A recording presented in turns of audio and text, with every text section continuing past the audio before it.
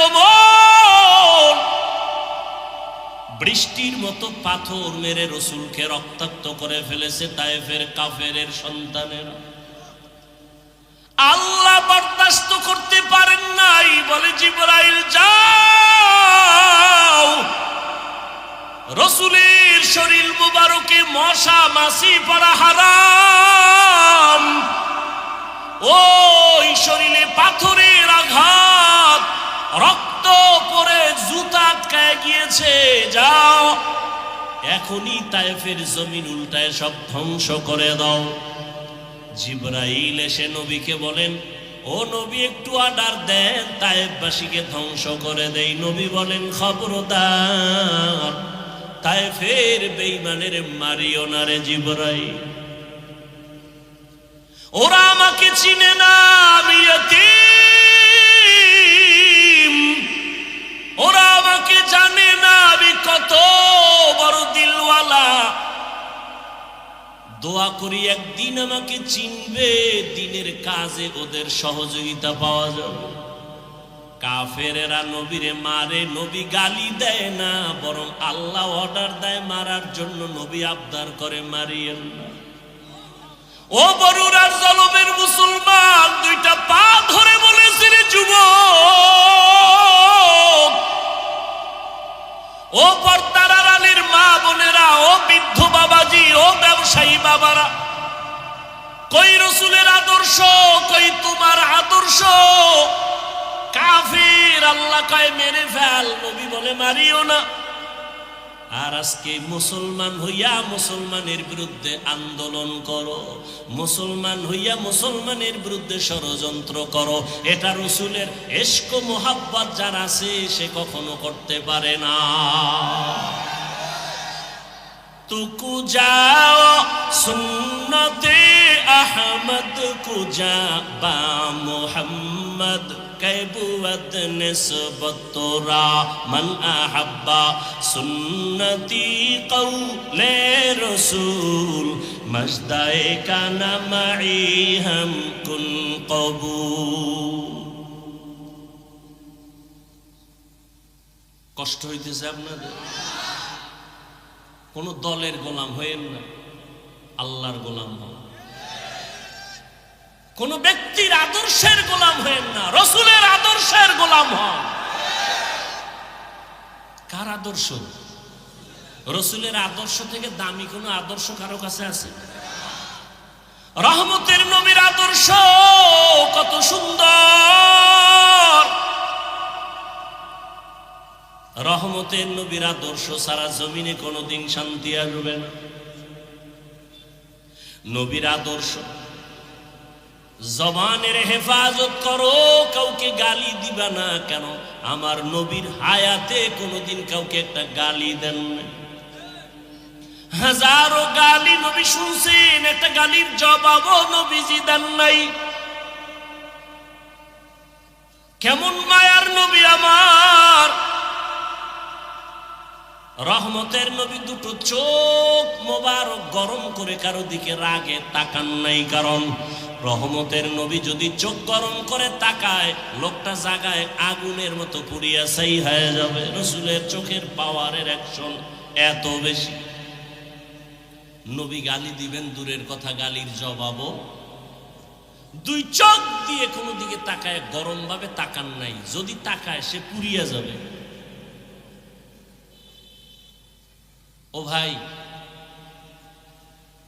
চোখ কান খোলা, আপনাদের দেশের পরিস্থিতি, দুনিয়ার পরিস্থিতি সব দেখতেছেন। আজকে সব বিধর্মী একদিকে যাচ্ছে, মুসলমানদের উপরে নিষ্পেষণ, অত্যাচার, জুলুম এ জমিন থেকে শুধু মনে চাইছে নামাজ পড়বা না, কতবার নামাজ সারলা। চাইছে দাড়ি রাখবা না, রাখো নাই। মনে চাইছে পার্কে পার্কে ঘুরবা, অনেক জীবন কাটাইলা ঘুরে ঘুরে। মনের জাল মিটাইয়া গুনাহ তো কম করলা না। আরে আমার মাওলার কথা কি তোমার মনে পড়ে না? রহমতের নবীর কথা কি তোমার অন্তরে আসে না? উলামায়ে কেরামের বয়ান কি তোমার অন্তরে ধাক্কা লাগায় না? ও যুবক, সাহাবায়ে কেরাম নবীর হাতে কালেমা পড়িয়া জান্নাতের টিকিট পাইয়া মৃত্যু পর্যন্ত শুধু কান্নার আওয়াজ। আল্লাহর আদালতে কেমনে দাঁড়াইয়া জবাব দিব? আবু বকরের কান্না, ওমরের কান্না, ওসমানের কান্না, জীবনটা কান্নায় কাটায় দিলেন। আর তোমার আমার তো কোনো আমলের খবরই নাই, চোখেও পানি নাই রে যুবক। কয়দিন আর জীবনের বাহাদুরি করবা, যৌবনের বাহাদুরি করবা? এখনো সময় আছে, তওবা করে নাও। ডাক্তার হও তবে আদর্শবান ডাক্তার হইও, ইঞ্জিনিয়ার হলে আদর্শবান ইঞ্জিনিয়ার হইও।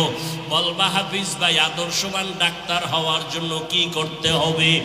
ভালো করে মনে রাখবা, তিনটা জায়গায় বেয়াদবি করা যাবে না। যদি করো তো জীবনে ডাক্তার হতে পারবা, আদর্শবান হতে পারবা না। ইঞ্জিনিয়ার হতে পারবা, আদর্শবান হতে পারবা না। এক নাম্বার জায়গা, মা বাবার সাথে বেয়াদবি করা যাবে না। দ্বিতীয়, মুরব্বী ওলামায়ে কেরামের সাথে বেয়াদবি করা যাবে না। আর একটা হলো তোমার শিক্ষকের সাথে বেয়াদবি করা যাবে না। এই তিন জায়গায় যদি বেয়াদবি করো, আল্লাহর কসম আদর্শবান হতে পারবা না, সম্মান জীবনে আসবে না, বরং মরণের আগে তোমার পতন শুরু হয়ে যাবে। মা বাবার সাথে যদি বেয়াদবি করো, মরার আগেই তোর বিছানায় পড়ে পঙ্গু হয়ে যাবি। যদি শিক্ষকের সাথে বেয়াদবি করো, আর শিক্ষক যদি কষ্ট পায়, একটা নিঃশ্বাস ফেলে দেয়, মরার আগে জীবন ধ্বংস হয়ে যাবে। মুরব্বী ওলামায়ে কেরামের অন্তরে যদি কষ্ট দিয়া চলো, জীবনটা মরণের আগে ব্যাহত হয়ে যাবে। এই জন্য তিন জায়গায় বেয়াদবি করা যাবে না। ও পর্দার আড়ালের আম্মা জানেরা, বোনেরা, আপনার মতো কত মা কত বোন এই এলাকায় এখনো আছে, নামাজ ছাড়ে না, বেপর্দায় চলে না, সন্তানটাকে আদর্শওয়ালা বানানোর চেষ্টা করে, স্বামীর মাল হেফাজত করে, খেয়ানত করে না, মোবাইলে সময় নষ্ট করে না। ও আম্মা জানেরা, আপনাদের এই সন্তানদের যত বয়ান করলাম, এই বয়ানগুলো কাজে লাগানোর জন্য আপনাদের মেহনত আর দোয়া লাগবে। কারণ আপনাদের দোয়া ছাড়া সন্তানের জীবনে সফলতা আসবে না। মা বাবার চোখের পানি আর দোয়া সন্তানের সফলতার চাবি। মা বাবার চোখের পানি আর দোয়া না থাকলে আমি এই চেয়ারে বসতে পারতাম না। মা বাবার চোখের পানি দোয়া না থাকলে তুমিও লেখাপড়ায় ভালো নাম্বার পাইতা না, চাকরি করতে পারতা না, তোমার বাড়ি গাড়িও হতো না, সম্মানের চেয়ারও পাইতা না। ওই মা বাবার দোয়া নাও। ও পর্দার আড়ালের আম্মা জানেরা, আপনার মতো কত মা কত বোন পর্দা করে, স্বামীর মাল হেফাজত করে, নামাজ পড়ে, আপনারা কেন পারবেন না? আপনাদের এত সম্মান আল্লাহ দান করেছেন। আপনারা নবীদের মায়ের মতো দামি মা, সাহাবায়ে কেরামদের মায়ের মতো দামি মা, খাদিজা রাদিয়াল্লাহু আনহার মতো দামি নারী। আপনারা তো আয়েশা রাদিয়াল্লাহু আনহার মতো দামি নারী। আপনারা তো ফাতেমা রাদিয়াল্লাহু আনহার মতো দামি নারী। আপনারা তো ইসমাইল নবীর মা হাজেরা আলাইহা সালামের মতো দামি নারী। আপনারা তো ঈসা নবীর মা মারিয়াম আলাইহা সালামের মতো দামি নারী। এই দুনিয়াতে আল্লাহর এক বড় দুশমন ছিল ফেরাউন। জানেননি তার স্ত্রীর নাম কি? আসিয়া। এত বড় বেঈমান ফেরাউনের স্ত্রী আসিয়া কি আল্লাহকে এতটা আপন করে নিলেন। ফেরাউন এত বড় বেঈমান, অথচ তার ঘরে থেকে আসিয়া আল্লাহকে মোহাব্বতের বন্ধনে নিয়া এমন দামি হয়ে গেলেন। রহমতের নবী বলেন, কিয়ামতের ময়দানে জান্নাতে আসিয়ার সাথে আমি মুহাম্মদের সাথে বিবাহ হয়ে যাবে। ও পর্দার আড়ালের আম্মা জান, এখনো সময় আছে, তওবা করে নেন। দুনিয়াটা কিছুই না। ওই সন্তানটাকে আদর্শওয়ালা মানুষ বানায় যান। ডাক্তার হবে আদর্শওয়ালা, কোরআন পড়নেওয়ালা, নামাজি যখন হবে, ডাক্তারি করবে, নামাজ ছাড়বে না, মা বাবার জন্য দোয়া করতে ভুলবে না। ও পর্দার আড়ালের আম্মা জানেরা, এখনো সময় আছে, তওবা করেন। ও বৃদ্ধ বাবাজিরা, সময় আছে, তওবা করে নেন। আপনার মতো কত বুড়ারা মসজিদে গিয়া নামাজ আদায় করে, আপনারা কেন পারবেন না? জীবনে যত নামাজ ছাড়িয়ে দিলেন, বেপর্দায় চললেন, আমার আল্লাহ এখনো তওবার দরজা দিয়া ডাকতেছেন। ও আল্লাহর বান্দারা, আজকে আল্লাহর দেওয়া নিয়ামত, পানি, বাতাস, সূর্যের আলো, চাঁদের আলো, সব আল্লাহর দেওয়া নিয়ামত খাইয়া আল্লাহর সাথে নাফরমানি করেন, শাস্তিটা বড় কঠিন, কিন্তু চিন্তা করছেননি যেই শাস্তির ভয়ে রহমতের নবীও কান্না করতেছেন রুমের মধ্যে বসিয়া। আম্মা জান আয়েশা রাদিয়াল্লাহু আনহা রহমতের নবীর কান্না দেখে বলেন, ইয়া রাসূলুল্লাহ, আপনি আমার রুমে বসে কান্না করেন কেন? আমি আয়েশার কোনো বেয়াদবির কারণে নাকি? নবী বলেন, না আয়েশা, তোমার কোনো বেয়াদবি না। নবী বলেন, তো আম্মা জান বলেন, কাদার কারণ কি? রহমতের নবী বলেন, ও আয়েশা, আমার উম্মতের নিয়ে চিন্তা করি, হাসরের ময়দানে আমার উম্মতের উপায় কি হবে? কিয়ামতের ময়দান বড় ভয়ঙ্কর হবে। আম্মা জান বলেন, নবী কেমন ভয়ঙ্কর? ও জনমের মুসলমান বাবারা, পর্দার আড়ালের মা বোনেরা, রহমতের নবী বলেন, ও আয়েশা, হাসরের ময়দানে মানুষগুলো সব উলঙ্গ দাঁড়াবে, নারীরাও উলঙ্গ, পুরুষেরাও উলঙ্গ দাঁড়াবে। সূর্যটা মাথার উপরে চলে আসবে, সূর্যের গরমে গুনাহগারের মাথার মগজগুলো ভাতের মারের মতো ফুটবে। ওদিকে জাহান্নামের আওয়াজ, জমিনটা থরথর করে কেঁপে উঠবে। আমার আল্লাহ রাগ হয়ে বলবেন, লিমানিল মুলকুল ইয়াউম লিল্লাহিল ওয়াহিদিল কাহ্হার। আল্লাহ রাগ হয়ে যাবেন, মানুষগুলো পাগলের মতো হবে। ও আয়েশা, এতটা ভয়ঙ্কর হবে হাসরের মাঠ, আল্লাহর আদালতে কেউ দাঁড়াবার সাহসী পাবে না। নবীদের কোনো গুনাহ নাই, সেই নবীরা হাসরের ময়দানে কান্না শুরু করবেন। আদম নবী কাঁদবেন, নিজের উপায় কি হবে? ঈসা নবী কাঁদবেন, কি উপায় হবে? মুসা নবী কান্না করবেন, কি উপায় হবে? ইব্রাহিম নবীও কাঁদবেন, কি উপায় হবে? উম্মতের চিন্তা কেউ করবেন না। রহমতের নবী বলতেছেন, আম্মা জান বলেন, নবী যেই ময়দানে হাসরে নবীরা কাঁদবেন, আপনি রহমতের নবী তখন কি করবেন? আম্মা জানকে নবী বলেন, আয়েশা, তখন আমি উম্মতের জন্য আল্লাহর দরবারে মাকামে মাহমুদে সেজদায় পড়ে কান্না শুরু করব। মুসা নবী নিজের নিয়ে কাঁদবেন, ঈসা নবী নিজের কথা বলবেন আর কাঁদবেন, আদম নবী নিজের চিন্তা করবেন আর কাঁদবেন। আর আমি এমন রহমতের নবী, আমি আমার মাওলার দরবারে সিজদায় পড়ে কাঁদব, একবারও আমার চিন্তা করব না। আমি বারবার আমার মালিকের দরবারে কাঁদব আর বলবো, আল্লাহ আমার উম্মতের বাঁচাও, আমার উম্মতের বাঁচাও, আমার উম্মতের বাঁচাও। আমার কান্না দেখা মাত্র আমার আল্লাহ ঘোষণা দিবেন, নবী আপনি মাথা উঁচু করেন, আপনি কান্না করবেন না, আপনার উম্মতগুলো বাছাই করে আপনি জান্নাতের দিকে নিয়ে যান। আল্লাহ অর্ডার দেওয়া মাত্র আমি আমার উম্মতগুলো ধরে ধরে জান্নাতের পথের দিকে নিব। আম্মা জান আয়েশা রাদিয়াল্লাহু আনহা বলেন, ইয়া রাসূলুল্লাহ, হাসরের মাঠে কোটি কোটি মানুষ, মুসা নবীর উম্মত, ঈসা নবীর উম্মত, আদম নবীর উম্মত, ইব্রাহিম নবীর উম্মত, আপনার উম্মতকে চিনবেন কি করিয়া? রহমতের নবী বলেন, ও আয়েশা, কিয়ামতের ময়দানে আমার উম্মত যারা দুনিয়াতে 5 বেলার নামাজ ওযু বানাইয়া আদায় করেছে, কিয়ামতের ময়দানে ওযুর জায়গাগুলো নূরের আলোতে ঝলমল করতে থাকবে।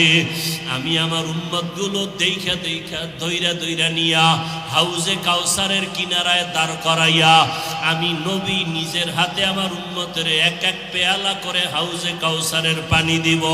আমার উম্মত পানি পান করবে, এক এক পেয়ালা দিয়া এক এক উম্মতকে বিদায় করব। এক পর্যায়ে হঠাৎ লাইনে আমার উম্মত অনেক দাঁড়ানো থাকবে, মাঝখানে পর্দা পড়ে যাবে। আমি বলবো, ফেরেশতারা, আমার উম্মতের লাইনে এখনো বাকি, পর্দা ফালাইয়া দিলা কেন? তখন ফেরেশতারা বলবে, ইয়া রাসূলুল্লাহ, এরা আপনার আসল উম্মত না, এরা দুনিয়াতে আপনি চলিয়া যাওয়ার পরে আপনার সুন্নতের জবাই করেছে, ওলামায়ে কেরামের বয়ান শুনে নাই, দাড়ি রাখার বয়ান শুনিয়াও রাখে নাই, নামাজ পড়ে নাই, পর্দা করে নাই, হালাল ব্যবসা করে নাই, জুলুম করিয়া গুনাহ করিয়া জীবন নষ্ট করে ফেলেছে।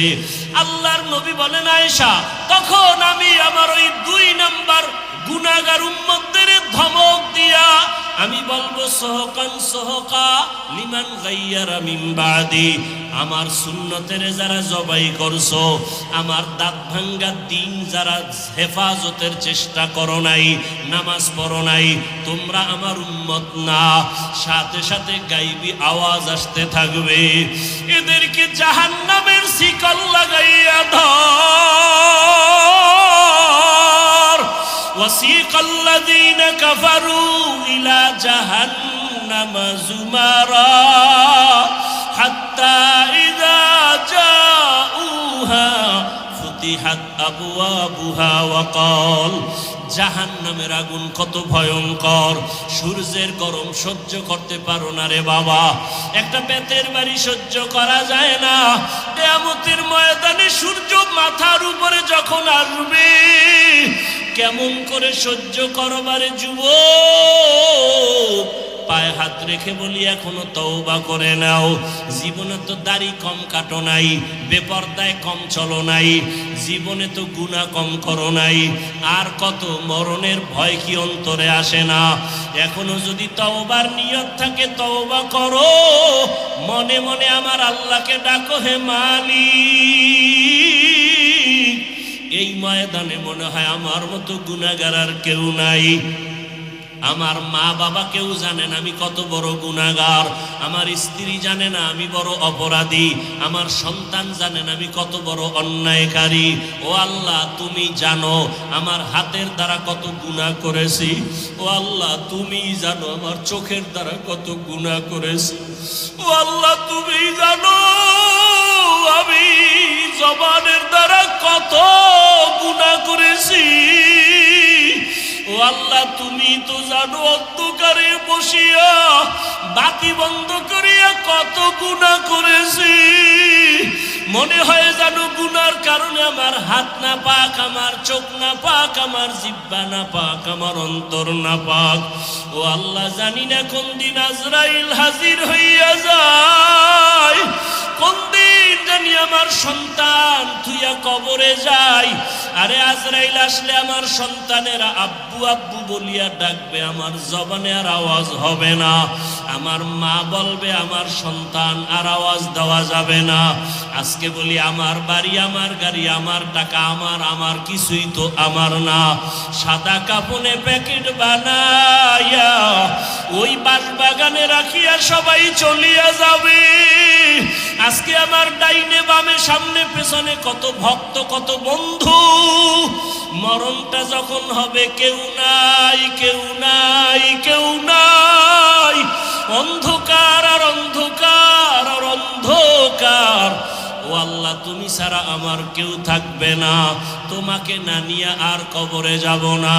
ও আল্লাহ, শয়তানের ধোকায় পড়ে বহু অন্যায় করেছি, আজকে তওবা করে নিলাম, আর গুনাহ করব না, নামাজ ছাড়ব না, বেপরদায় চলব না, দাড়ি কাটবো না, মা বাবার সাথে বেয়াদবি করব না, ওলামায়ে কেরামের দোয়া নিয়া নবীজির আদর্শ মতো চলবো, শিক্ষকের দোয়া নিয়ে চলবো, মুরব্বীদের দোয়া নিয়ে চলবো, মা বাবার দোয়া নিয়ে চলবো। ও আল্লাহর বান্দারা, জানি নাই ময়দানে কারা ইয়াতীম। কোন বান্দা এখানে আসো বাবা নাই, কে জানি আসো মাও নাই। ওরে যার বাবা নাই তার দোয়ার দরওয়াজা একটা বন্ধ, যার মা নাই তার দোয়ার দরওয়াজা দুটোটাই বন্ধ। ওই মা বাবার জন্য দোয়া করো, চোখের পানি ছাড়ো। কান্না যদি না আসে, কান্নাওয়ালার কাছে গিয়া দোয়া চাও, কান্নাওয়ালার দোয়া খালি ফেরত যাবে না। ও আমার যুবক বাবারা, মায়েরে কত কষ্ট দিয়েছো। আজকে কত মানুষ মোনাজাতে কান্না করে, তোমার চোখে কেন পানি নাই? গুনার কারণে বুঝি আল্লাহ বেজার হয়ে গেল। তাড়াতাড়ি বাসায় যাইয়া মায়ের থেকে ক্ষমা নাও। মা যদি বাঁচিয়া থাকে ঘরে গিয়া বলবা, মা জীবনে কত বেয়াদবি করেছি, আজকে বোধহয় তুমি আমার উপরে রাগ করে আসো, এ কারণে ময়দানে চোখে পানি আসলো না। মা আমি তওবা করে আসছি, আর বেয়াদবি করব না। তুমি আমাকে মাথায় হাত দিয়া দোয়া করে দাও। যদি মাকে বলতে পারো, দেখবা মায়ের চোখে পানি চলে আসবে। মা ডাক দিয়া বলবে, আরশে আজিমের মালিক, আমার কলিজার সন্তানটাকে তুমি মাফ করে দাও। আমি মা দোয়া করি, ওকে কবুল করে নাও। মায়ের দোয়া, বাবার দোয়া ছাড়া কোনোদিন সফলতা আসবে না। যার বাবা নাই সে জানে বাবা কত বড় মাথার উপরে ছায়া ছিল। যার মা নাই তাকে জিজ্ঞাসা করো, মা কত বড় রত্ন। ওই মায়েরে যারা কষ্ট দিয়ে কাঁদাইছো, কপাল পুড়িয়ে গেছি। ওই বাবার সাথে যারা বেয়াদবি করেছো, কপাল বুঝি পুড়িয়ে গেছে। এখনো সময় আছে, তওবা করে নাও। মনে মনে আল্লাহরে বলো, আল্লাহ আর গুনাহ করব না, বেয়াদবি করব না, নামাজ ছাড়ব না, দাড়ি কাটব না, বেপরদায় চলব না। মা বাবার দোয়া নিয়া, শিক্ষকের দোয়া নিয়া, ওলামায়ে কেরামের দোয়া নিয়ে নবীর আদর্শ মেনে চলবো। আল্লাহ সবাইকে তওবাওয়ালা জীবন দান করেন। আলহামদুলিল্লাহি রাব্বিল আলামিন, ওয়াসসালাতু ওয়াসসালামু আলা সাইয়্যিদিল আম্বিয়া ওয়াল মুরসালিন ওয়া আলা আলিহি ওয়া আসহাবিহি আজমাইন। ইয়া আরহামার রাহিমিন, ইয়া আরহামার রাহিমিন, ইয়া আরহামার রাহিমিন। রব্বিরহামহুমা কামা রব্বায়ানি সগীরা। اللهم إنك عفو كريم تحب العفو فاعف عنا. اللهم إنا نسألك رضاك والجنة ونعوذ بك من سخطك والنار. اللهم ارحمني بترك المعاصي. اللهم ارحمني بترك المعاصي. اللهم ارحمني بترك المعاصي. يا رب اغفر لي، يا رب اغفر لي، يا رب اغفر لي. আয় আল্লাহ, কুদরতের নজর দিয়ে দেখেন, এই জালমের ময়দানে আপনার আশিকেরা হাজির, মদিনাওয়ালা নবীর আশিকেরা হাজির। কত উলামায়ে কেরাম, কত মুরব্বী হাজী সাহেব, কত ব্যবসায়ী, কত চাকরিজীবী, ও আল্লাহ পর্দার আড়ালে কত মা বোনেরা, আমার কলিজার কত যুবক, কত ছাত্র ভাইরা আপনার দরওয়াজায় হাজির হয়েছি। ও আল্লাহ, আমরা সবাই জাহান্নামের আসামি, গুনার সাগরে পড়ে গেছি। আপনার দেওয়া সূর্যের আলো, চাঁদের আলো, বাতাস, নেয়ামত খাইয়া আপনার নাফরমানি করতে করতে জীবনটা নাপাক করে ফেলেছি। গুনার দিকে তাকাইয়া দেখি আমার মনে হয় হাত নাপাক হয়ে গেছে। গুনার কারণে আমার জবান বুঝি নাপাক হয়ে গেল। গুনার কারণে আমার চোখ নাপাক, আমার অন্তর নাপাক। ও আল্লাহ, আপনার দরজা ছাড়িয়া গুনার কারণে কোথায় যাব? আর তো কোনো দরওয়াজা নাই। আপনার দরওয়াজা ছাড়া সব জাহান্নামের দরওয়াজা। ও আল্লাহ, দুনিয়াতে সূর্যের গরম সইতে পারি না।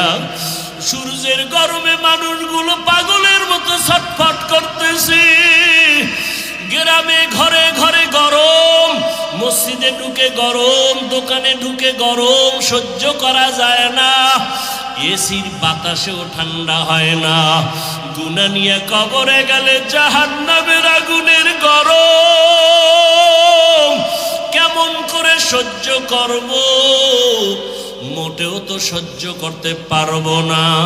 তওবার নিয়ত করে হাত উঠাইছি। ও ও আল্লাহ আর গুনাহ করব না, আর গুনাহ করব না, আর আপনার নাফরমানি করব না। আয় আল্লাহর নামাজ ছাড়বো না, দাড়ি কাটবো না, বেপরদায় চলবো না, মা বাবার সাথে বেয়াদবি করবো না, উলামায়ে কেরামের দোয়া নিয়ে চলবো। আয় আল্লাহ মুরব্বীদের দোয়া, শিক্ষকের দোয়া নিয়া নবীজির সুন্নত অনুযায়ী চলবো। আয় আল্লাহ আমাদের তওবা কবুল করে নেন, তওবার উপরে মজবুত হইয়া চলার তৌফিক দান করেন।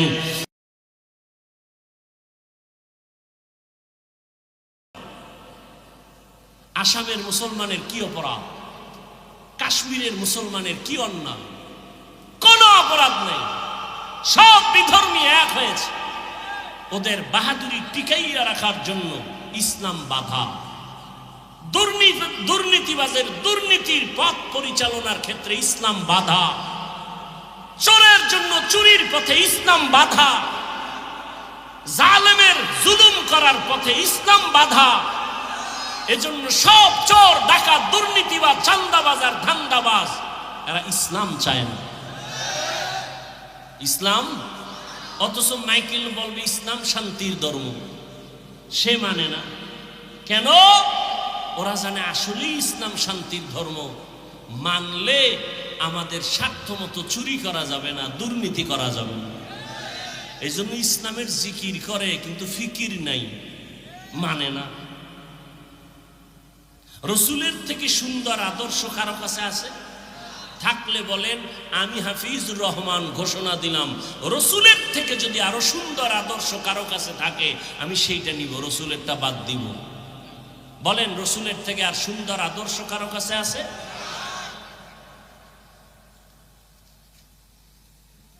আল্লাহ হেদায়াত দান করুন। পৃথিবীতে একজন রাষ্ট্র পরিচালনাকারী রাজনীতিবিদ নেতা,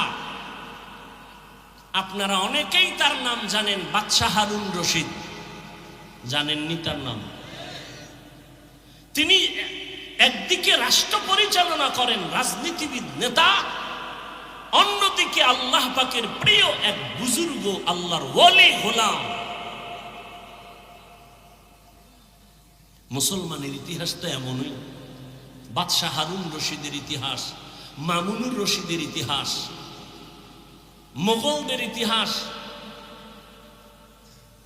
এরা একদিকে দেশ চালান, অপরদিকে রাতের বেলা তাহাজ্জুদে আল্লাহর কাছে সেজদায় পড়ে কাঁদেন। এই জন্য তারা শান্তি কি জিনিস দেখায় গেছেন এ জাতিকে। আমরা পারি না কেন? আমাদের মুখের কথায় আর কাজে মিল নেই। স্লোগান দেই কেউ খাবে কেউ খাবে না, স্লোগান পর্যন্তই থাকে, কাজের বেলায় নিজে খায়া মরি, অন্যের খানার খোঁজ নিব না। আর স্লোগান দিব বৈষম্য চলবে না।